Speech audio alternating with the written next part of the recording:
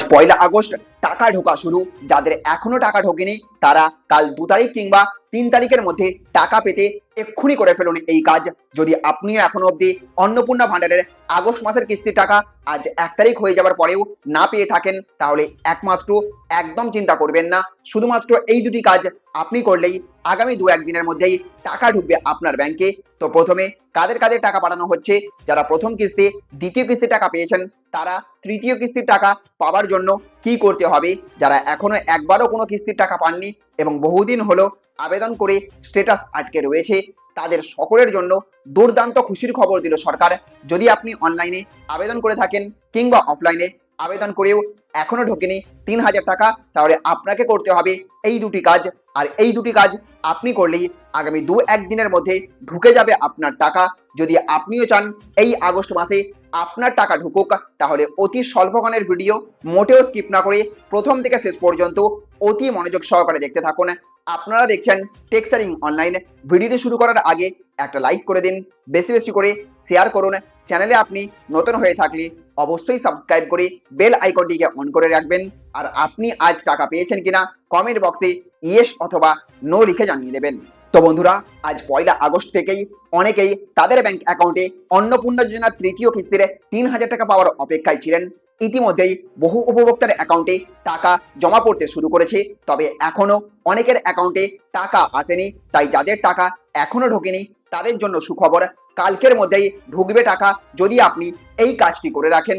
বিশেষ করে যাদের আবেদন দীর্ঘদিন আন্ডার এনকোয়ারি ছিল, তাদের বাড়িতে গিয়ে নথিপত্র যাচাই করা হচ্ছে।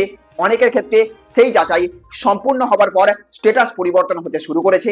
তাই আপনার প্রথম কাজ হচ্ছে এখনই সাইবার ক্যাফে কিংবা আপনার ফোন থেকেই নিজেই চেক করে দেখুন আপনার আবেদনের স্ট্যাটাস। যদি আবেদনের স্ট্যাটাস পরিবর্তন হয়ে থাকে তাহলে আগামী 2-1 দিনের মধ্যেই আপনি ব্যাংকে টাকা পেতে চলেছেন।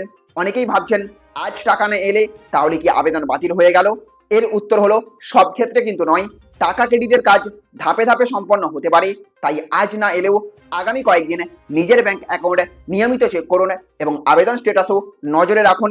তবে যাদের আবেদন যাচাইয়ের সময় নথিতে অসঙ্গতি ধরা পড়েছে তাদের ক্ষেত্রে কিন্তু প্রশাসনের পক্ষ থেকে অতিরিক্ত নথি চাওয়া হতে পারে। এবার জেনে নেওয়া যাক কোন কোন কারণে তাহলে আবেদন বাতিল হতে পারে। সরকারি যোগ্যতার শর্ত অনুযায়ী পরিবারের মোট বার্ষিক আয় 1 লক্ষ টাকার বেশি হলে আবেদন কিন্তু গ্রহণ করা হবে না।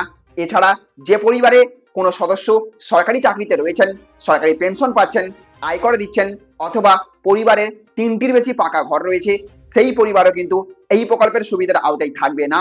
আর যাদের আবেদন এখনো আন্ডার এনকোয়ারি বা যাচাই পর্যায়ে রয়েছে তাদের কাছে অনুরোধ করা হচ্ছে ধৈর্য রাখুন। যদি সমস্ত তথ্য এবং নথি সঠিক থাকে তাহলে যাচাই সম্পূর্ণ হবার পর পরবর্তী ধাপে অর্থ পাওয়ার সুযোগ থাকবে আপনার। এবার সবচেয়ে গুরুত্বপূর্ণ প্রশ্ন হচ্ছে আজ 1 আগস্ট যদি আপনার অ্যাকাউন্টে টাকা না ঢোকে তাহলে কি করবেন? প্রথমত নিজের ব্যাংক অ্যাকাউন্ট নিয়মিত চেক করুন, কেওয়াইসি ডিবিটি অ্যাক্টিভ আছে কিনা দেখে রাখবেন।